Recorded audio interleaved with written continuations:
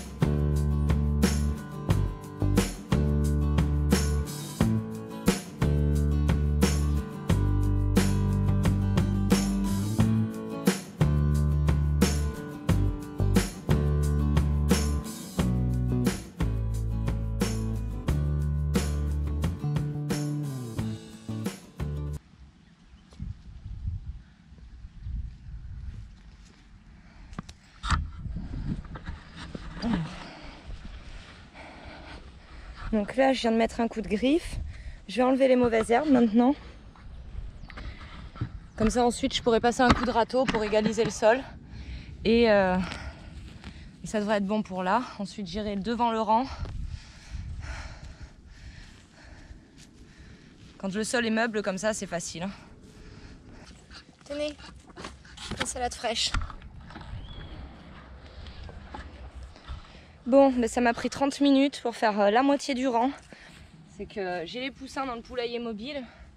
Donc les poussins, eux, ils font pas un travail énorme au niveau du sol. Vu qu'ils sont petits, c'est proportionnel à leur taille. Alors ça vaut pas le coup de les amener ici pour l'instant. Bon.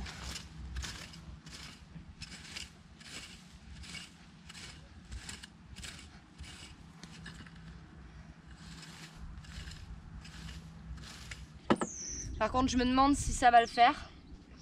Le semi-direct, à cause des chats. Parce que là, je vois qu'ils grattent le sol et dès que c'est de la bonne terre, ils viennent, ils grattent, ils font leurs besoins. Et je sais pas comment les empêcher d'entrer. Ça fait partie des problèmes qu'on a tous. Hein. Certains c'est les chats, d'autres c'est les chiens.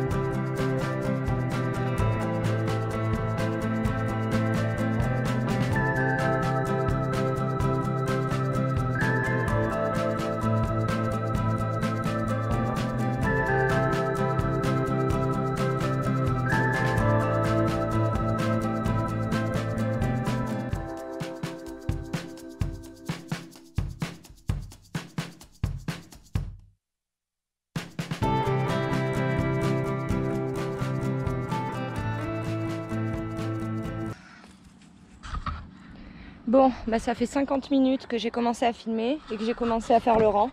Voilà, un rang, 50 minutes. Pendant que j'étais en train de préparer le second rang, que j'ai quasiment terminé d'ailleurs, j'ai pas filmé parce que bon, un rang ça suffit, hein, c'est pas si intéressant que ça. J'ai reçu mon colis de nourriture pour les poules. J'ai commandé une centaine de kilos. Alors, j'en ai encore 90 kilos je crois dans la véranda. Mais j'en commande d'avance pour en avoir pour tout l'hiver, pour être tranquille. Pourquoi? Parce que cette année, on a eu des récoltes qui sont minables au niveau des céréales en France. Et juste au début du coronavirus, l'État français a exporté la majorité de nos stocks. Ce qui veut dire que ça va très très vite prendre de la valeur en bourse. Et donc il va y avoir une inflation énorme. En plus de l'inflation surtout en général. Je pense que c'est le moment de faire des stocks de nourriture. Donc allez-y, achetez de la nourriture pour vos volailles en quantité. Si c'est du grain, ça se conserve, du grain entier. Concassé, ça se conserve 3 à 6 mois, je crois. Sanji, mais il met sa truffe sur le couteau. Donc je les ouvre ici, je charge mon chariot. Comme ça évite de ramener les... Voilà. Donc ça c'est pour les pondeuses, du mélange pour pondeuses. Ah oui non, j'ai commandé 80 kilos parce qu'en fait je commande toujours pour avoir un panier de 100 €. Ça me permet de ne pas payer la livraison.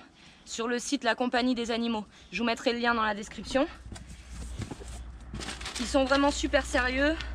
Là en l'occurrence j'ai commandé il y a moins d'une semaine. Je suis désolée, on est à côté de la route, c'est pour ça que vous entendez les voitures. Et du coup j'ai commandé 80 kilos de nourriture pour poules. Et elles savent, hein, elles sont toutes là. Et j'ai pris une mangeoire et un abreuvoir en plus.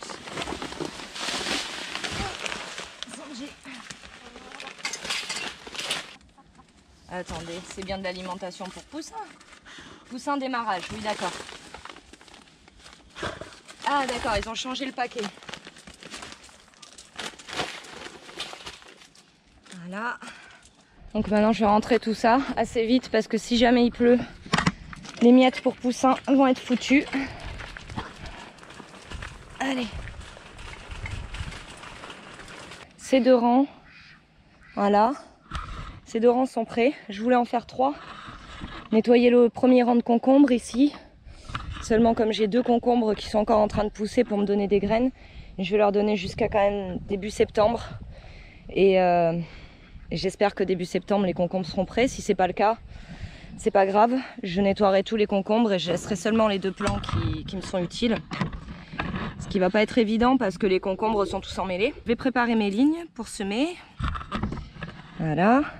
Et sur le dernier rang que je préparerai en septembre, je sèmerai des épinards. Puisque de toute façon, c'est pas le moment, il va faire encore chaud. Il reste quoi, une dizaine de jours avant septembre. Je peux largement laisser passer le temps. Parce que les épinards montent très très vite en graines. Hein. Alors.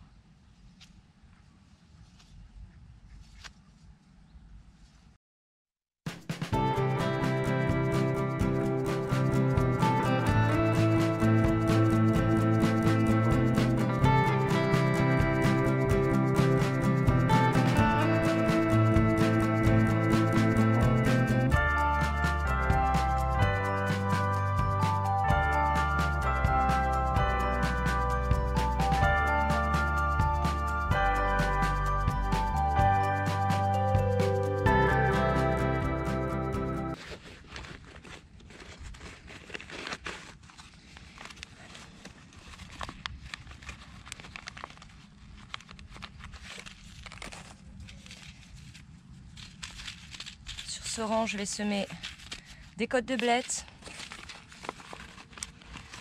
des laitues Batavia, de la roquette, des laitues d'hiver bourguignonnes. Tout ça, c'est des graines de chez Cocopelli. J'essaie d'acheter toutes mes graines chez eux parce qu'elles sont de super qualité.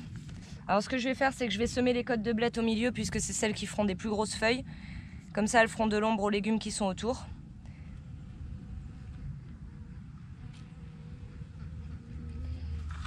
Alors je les espace suffisamment, les blettes.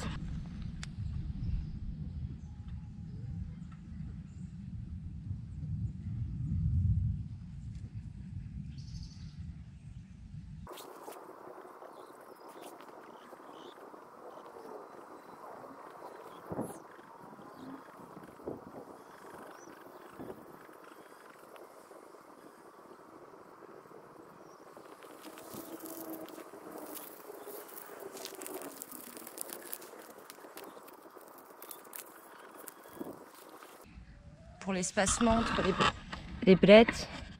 Vous voyez, on a une graine. Une graine juste là.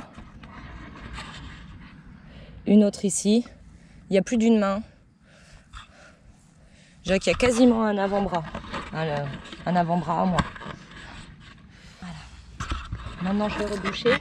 La quantité de terre qu'on met par-dessus les graines, elle est équivalente à la taille de la graine. Plus la graine est petite, plus on sème en surface.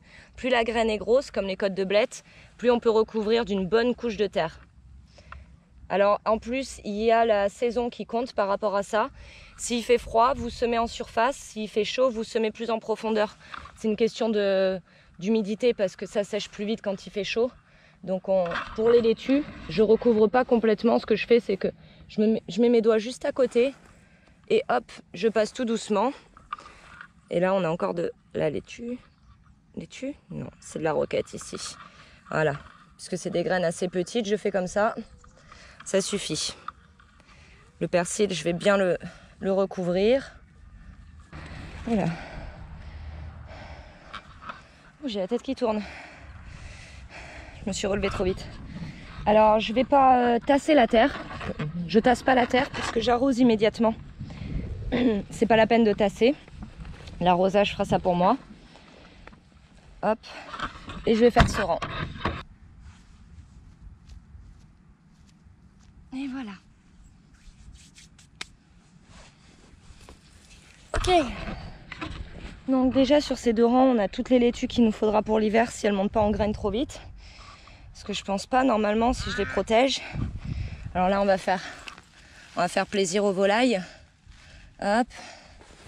Et hop.